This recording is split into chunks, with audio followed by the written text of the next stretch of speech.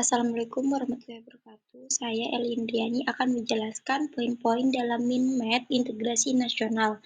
Yang pertama, makna integrasi nasional. Integrasi nasional adalah proses menyatukan berbagai elemen dalam suatu negara agar tetap bersatu meskipun memiliki perbedaan.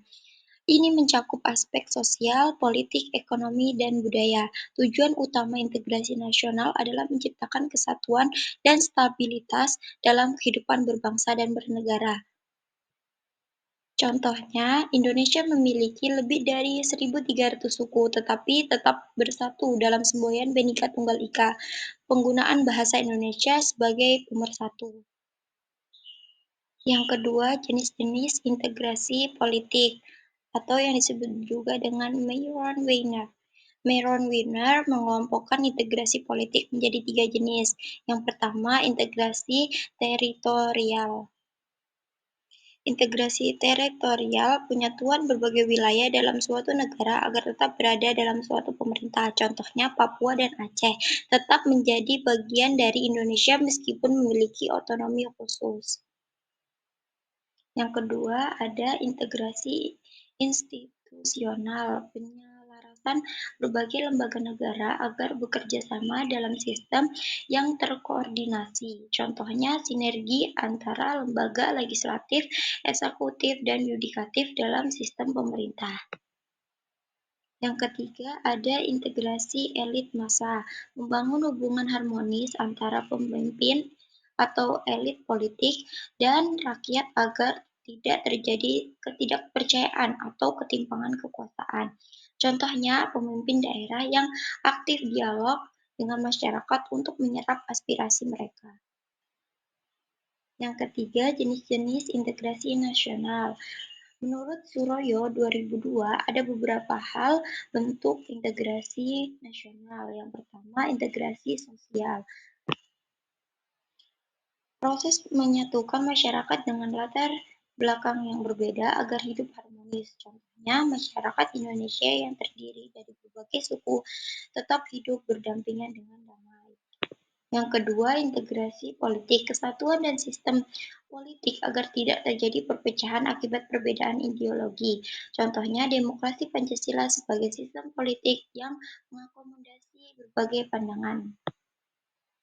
Yang ketiga, integrasi ekonomi, pemerataan ekonomi di seluruh wilayah agar tidak terjadi ketimpangan sosial. Contohnya, program pembangunan desa untuk meningkatkan kesejahteraan masyarakat di daerah tertinggal. Yang keempat, faktor penting dalam integrasi nasional atau Meron-Wiener. Ada beberapa faktor yang mempengaruhi keberhasilan integrasi nasional.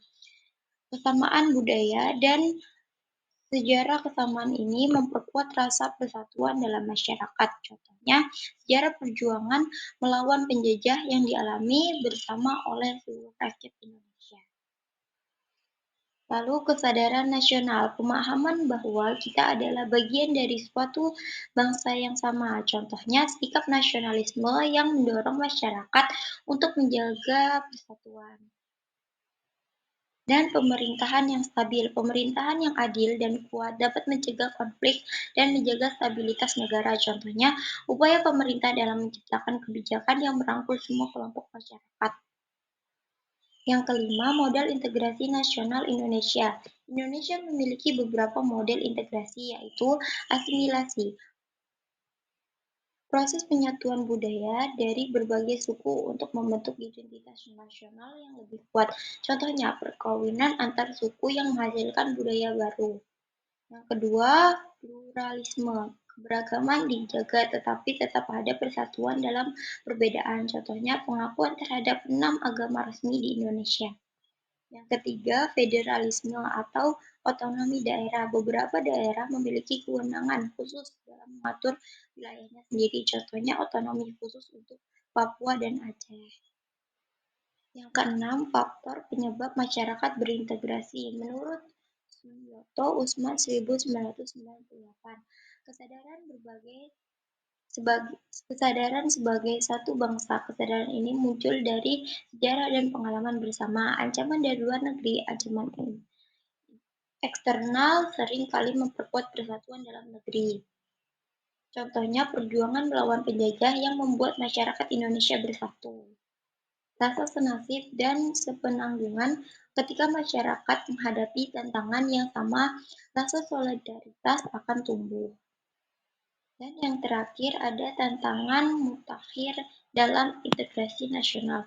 Saat ini ada beberapa tantangan yang menghambat integrasi nasional di antaranya perpecahan akibat politik dan media sosial. Polarisasi politik yang semakin tajam dapat memicu perpecahan.